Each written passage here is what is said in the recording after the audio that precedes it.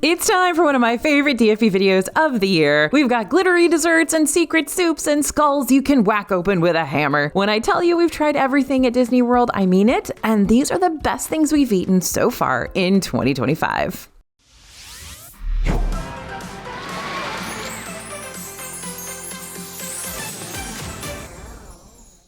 Hey everybody, it's AJ for Disney Food Blog. Okay, the first chunk of 2025 has been a whirlwind of activity down in Orlando, and Disney World's snacking and dining scene is a huge part of that. Now, we thought about waiting and doing this video a little later on, but there are just so many things we've already eaten in Disney World this year that need to be brought to your attention ASAP so you know what to plan for before you head this direction during the second half of 2025.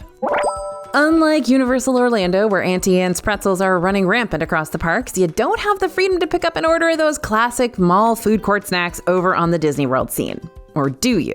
No, you don't, but there is a new pretzel nugget dupe that you can rely on instead. Over at Block & Hans inside Epcot's American Adventure Pavilion, you can pay $8.50 for an order of the pretzel nuggets with beer cheese. Now, the pretzels are made with garlic butter and barbecue rub and beer cheese sauce. Watch out, Auntie Anne's, because Epcot is totally coming for you. Each bite is soft and chewy, very similar to those favorites, just with less salt and more rubbed spice flavor. But it's really the house-made beer cheese that knocks this snack out of the park. The dip is served warm, just like my precious melty plastic cheese that I love so much, though some of y'all will probably like this beer cheese much better than the plastic-appearing stuff since it feels less processed. Fair warning, you'll only get one little serving of beer cheese sauce with your pretzels, so you might have to pay extra if you want more, and you are gonna want more.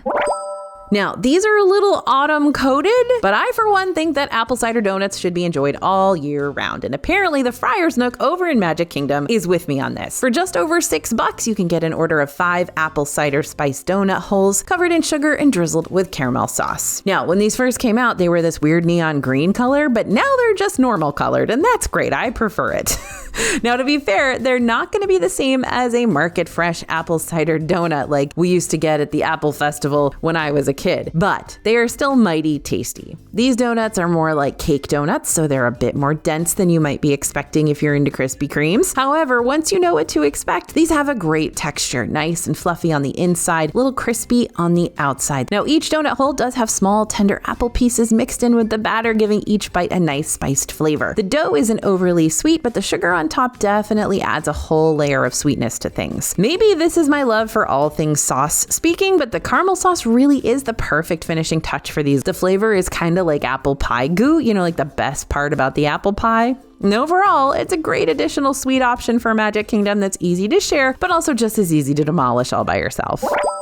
All right, now, if you have been following DFB for a while now, then you know the beef I have with Disney World burgers. Get it? Yeah, I know, I figured you'd get it. Now, so many Disney World quick services serve up those hockey puck overdone burgers that just do not hit the way you want a good burger to hit. But there are 2 excellent burgers in Disney World right now. Excellent, my friends. The first, of course, is that Steakhouse 71 stack burger, which is impeccable. But Wailulu Bar and Grill over at the Polynesian Village new DVC Island Tower took one look at that hockey puck burger and said, I can do so much better than that, and they proved it. The Wayfinder burger here is a $23 burger. I get it. I know that's too much money, but it is so good. It features 2 pressed patties, American cheese, onion jam, and volcano sauce on a Hawaiian sweet buns. You know what I'm talking about. Served with your choice of mac salad or sweet potato fries. Now, this is an incredible burger. The beef from it is incredibly fresh. It's got that made from scratch taste that you just can't get from a pre-made patty. And the volcano sauce packs a little heat that pairs really well with the slightly sweetened caramelized onion jam. Let's not forget that bun, of course, soft, also slightly sweet, complementing all of those savory flavors inside. Now, since this is the best things I've eaten so far in 2025, I will go ahead and talk a little bit about that Steakhouse 71 burger too, because believe it or not, I actually went and got the Steakhouse 71 burger, and just the next night I went and got the Wayfinder burger because I wanted to see which one was better, because now both of these burgers hold the key to my heart, and apparently I have 2 burger shaped locks in my heart, so I don't know what my doctor's gonna say about that. But anyway, the stack burger over at Steakhouse 71, that's got that signature blend of beef, American cheese, lemon aioli, red onion, and house-made pickles on a brioche bun. And as a little surprise,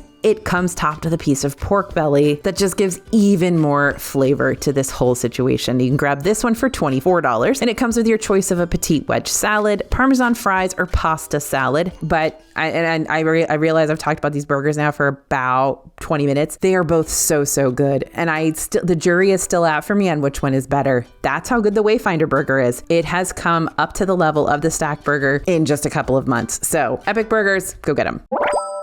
So at Red Lobster, what's your favorite part about eating there, right? Correct. It is the cheddar cheese biscuits. And that's why the cheddar cheese drop biscuits from Homecoming in Disney Springs always win us over at first bite. They are not just as good as Red Lobster's biscuits. They are, of course, even better. So these drop biscuits are light. They are tender, flaky, but not falling apart. They've got enough moisture and density to them that they're not falling apart. Warm cheddar cheese is melted into each bite. And there are also little pepper bits added to the dough, giving these biscuits another spiced flavor profile without making them too spicy. Now, there's so much good stuff at Homecoming, so it's really hard to dedicate so much stomach space to drop biscuits, but they're really good. So if you can just pack away one, and then you'll have plenty of room for mac and cheese and barbecue and everything else that you're getting here. Doing these videos makes me so hungry.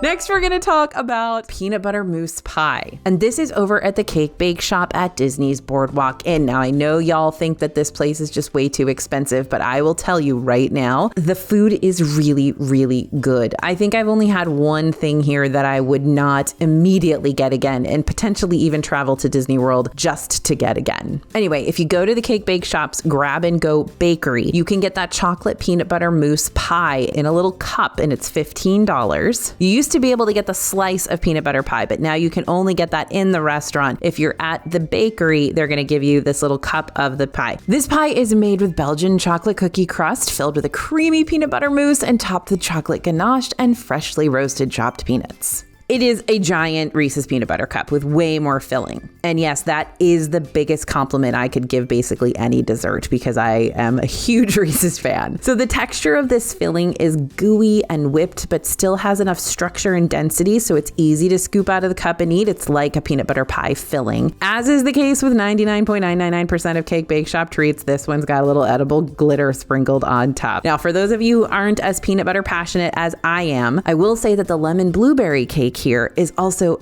an amazing choice. When I was there with friends a few weeks ago, we ordered about 5 different cakes to try. The lemon blueberry cake was a huge winner for all of us, and most of us actually liked it the best. Now, unfortunately, it's a summer seasonal flavor. It's $22, and you're going to get a massive slice of lemon zest cake with fresh blueberries filled with lemon curd, such good lemon curd, and lemon buttercream, which takes the edge off of that lemon curd, and then further topped off with lemon buttercream and fresh blueberries. It is beautiful. It's got a super lemony flavor, but it's a softer, sweeter lemon that's not going to make you pucker between bites. Now, the lemon layers in this cake are a bit thicker than what you'd find in the Cake Bake Shop's other fruity cakes, but I love that because I'm a huge lemon fan. Now, beyond the lemon layers, the frosting of this cake is so light, and the blueberries are great, sweeter, fruity addition. They help to balance out that lemon curd.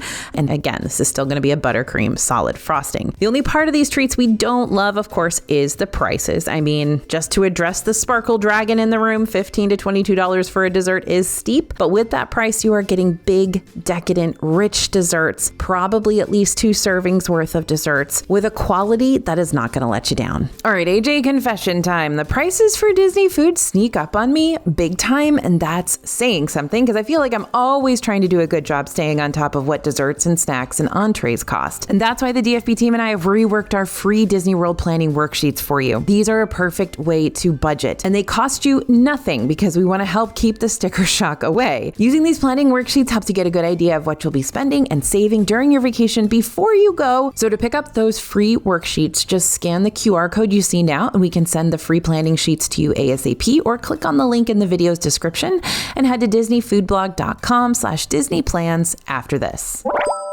Okay, this is a brand new cake. I know we're talking a lot about cake in this particular video, but this one is very cool, and it's also not that expensive. It is at the Plaza Restaurant in Magic Kingdom. We haven't been here in a while, so it's very exciting to have it make an appearance in one of the Best Eats videos. And while I will always recommend the Plaza loaded fries to you here at this restaurant, the thing I actually want to recommend to you this time is their newest dessert, the s'mores cake. It's only $10. This is a chocolate cake with chocolate ganache, toasted graham cracker crumbs, and toasted marshmallow mousse. It's a dessert that's super rich and just moist and dense enough to feel fudgy. Plus that marshmallow mousse waterfall spilling over it isn't just pleasing on the eye, but pleasing on the palate. I will say though that this dessert is ultra decadent. So if you're planning to order it at the end of your meal, I'd recommend splitting it with at least one other member of your group, if not everyone, because more than likely you won't want to try to conquer this dessert all by your lonesome and then head out into a ride on Tron. You know how it is.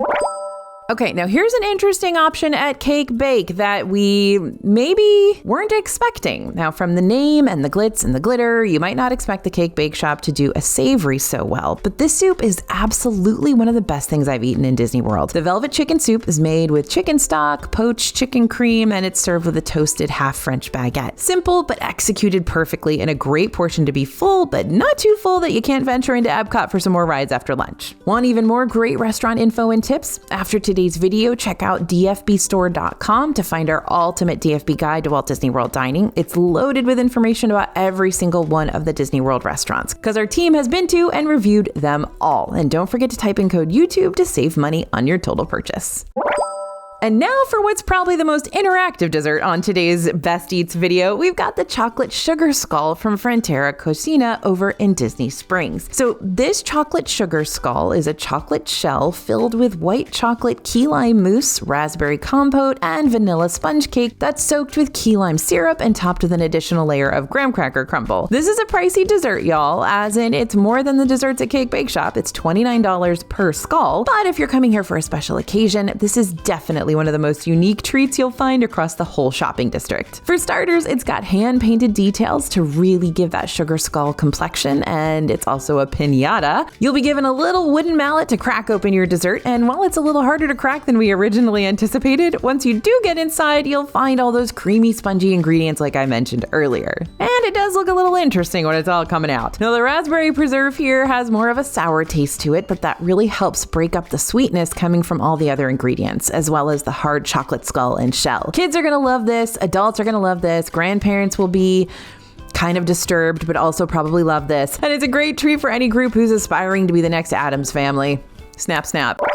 Tusker House at Animal Kingdom is one of our favorite character dining experiences and buffets property-wide, but I'm sorry, we're just not talking enough about the best thing to get for breakfast here, so let's fix that. Tusker House has that typical lineup of pancakes and waffles, as well as Simba waffles that you can't really get that many other places in Disney World, so this is kind of exclusive. But what really sets these waffles and pancakes apart are the dipping sauces you can add to them. Our favorite being the banana caramel dipping sauce. This sauce really adds a whole unique and elevated element to the average waffle and pancake flavor profile. It's light on the caramel, heavy on the banana, and just really puts other syrup options out there to shame.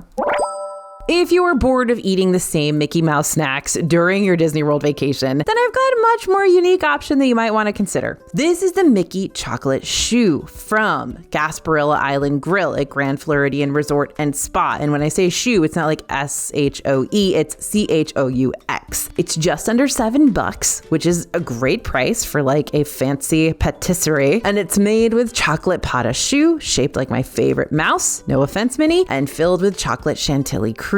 Now, at first, I worried this would be too much chocolate upon chocolate, but since this is a milk chocolate flavor, the richness is not too overpowering. This is more of a brownie vibe than anything else, especially down there at the bottom. The shoe itself is super fluffy, but it's got this nice crunchiness that reminds you of the edge pieces of a fresh pan of fudge brownies. Now, it's not a huge pastry. It's a tasty one, and one I will be ordering again as long as it sticks around on the Gasparilla Bakery case, but it's definitely going to be a unique Mickey shape snack that you maybe haven't tried before.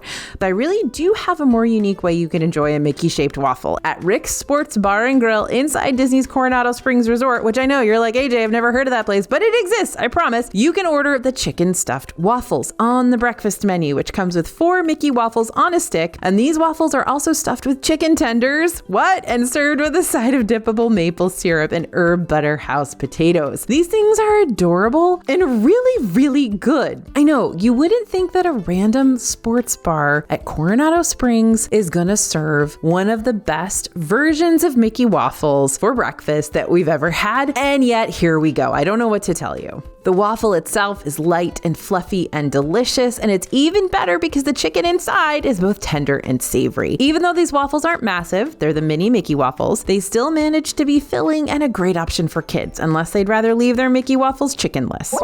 So it's just like that 80s song, if you don't know me by now, you will never ever ever know how much I love Dole Whip floats. Don't tell me that's not how it goes, because of course that's how it goes. During my last trip to Disney World, I went to one of Magic Kingdom's extended evening hours opportunities, which I talk about extensively in our recent What I Learned from My Last Disney World Trip video. Totally check that one out because it's super fun and I loved recording it. Anyway, one thing to note about extended evening hours is that you're not going to find a whole lot of restaurants or snack stands still open during those extra 2 hours at night. But one of the snack stands that does stay open is Aloha Isle in Adventureland, and I was so jazzed to see that this was open when I was at extended evening hours in Magic Kingdom. I was able to get that classic, beautiful Disney staple treat, the Dole Whip float. It's a shame that anytime I eat pineapple or drink pineapple juice, I get little cuts all over my tongue for some reason, but it doesn't matter. I still order it because there's nothing quite like a little melty Dole Whip mixed with pineapple juice to make your night in Magic Kingdom just that much more magical. Now, if you'll excuse me, I've got somewhere to be. The People Mover won't ride itself after all. Shout out to all my fellow People Mover fan club members out there. I see you. Oh, we haven't done a DFB snack hack on this channel for a while, so let's fix that right now by showing you a classic Magic Kingdom favorite. Step 1, grab a plain Mickey waffle with powdered sugar from Sleepy Hollow Refreshments in Liberty Square. Next, head to Plaza Ice Cream Parlor and grab a scoop of your favorite ice cream with any toppings you desire. Then put the two together and you've got a Mickey ice cream waffle worth melting for. And now we've come to the part of the video where I get to talk about one of my personal favorite things I've eaten in 2025. For the record, this isn't a new snack, but it's also not a snack I talk about all that frequently. So let's all reacquaint ourselves with the pimento cheese fritters from the River Roost in Port Orleans Riverside. I think they also have them at Beau Wright's. Let's all remember AJ's golden rule: fried cheese is always a good idea. And these pimento cheese fritters are golden brown, crunchy on the outside, and filled with creamy, gooey cheese blend on the inside. Now, pimento cheese, always delicious, right? The texture starts out perfectly melty, but does firm up a bit as they sit, which if you're like me, these dudes won't be sitting on your table for too long undisturbed. The secret star of this dish has to be the pepper jelly, though. The jelly has a subtle kick that sneaks up on you after a few bites, adding just the right amount of heat and sweetness to balance out the richness of that cheese. For $12, it's a solid shareable appetizer that's cheesy, indulgent, and everything you want from a deep fried snack. The first time I tried these, I said, this is what mozzarella sticks want to be when they grow up, and that's exactly what I still think. Now I'm gonna have Bria pop in for a second to talk about one of her favorite desserts from her past Disney World trip, because I'm right there along with her. I love this one too. The butterscotch bread pudding over at the Boma Breakfast Buffet at Animal Kingdom Lodge comes served by itself, but next to it are 3 different sauces, like the Amarilla Creme Anglaise, the Vanilla Creme Anglaise, that's my top pick, I love it so much, or a pecan praline sauce. Sometimes a bread pudding might be a bit lackluster because there's not enough sauce to it, but if there's not enough sauce on this one, just add more on. It's great. Absolutely. Vanilla Anglaise really does make this butterscotch bread pudding 10 times better. Without the sauce, you'll still have that fluffy and soft texture with lots of nice butterscotch flavor seeping through. But with the sauce, you get that milky, creamy boost of sweetness that actually elevates the butterscotch flavors and makes this treat even more enjoyable. And since this is a buffet, you can always go back for seconds if you like, or thirds. Now, this is one of our favorite secret menu items in all of Disney World. Over at Territory Lounge in Wilderness Lodge, you can order the famous mushroom bisque that's usually only available at Storybook Dining at Artist Point with Snow White. Why is this such a big deal? Well, because if you order it at Artist Point, you're going to be ordering it along with your prefix dining experience, which costs $62 per person. But if you order it from the secret menu at Territory Lounge, it's only going to cost you $12. The mushroom bisque tastes slightly peppery, subtly earthy, very creamy. Who knows? You might even convince your picky eater to take a bite. These might have been the best things we've eaten in Disney World so far, but the year's not done yet. Far from it, my friends. So stay tuned and get ready to see even more dining and snacking videos pop up in months to come, and check out some of our past Disney dining videos in the meantime, like the best Disney World restaurants of all time, maybe? And don't forget to download those free planning worksheets over at disneyfoodblog.com/DisneyPlans so that you are not taken aback by those prices when you get to Disney World. Thanks for listening, everyone, and thanks for watching. As always, this is AJ for Disney Food Blog, and we'll see you real soon.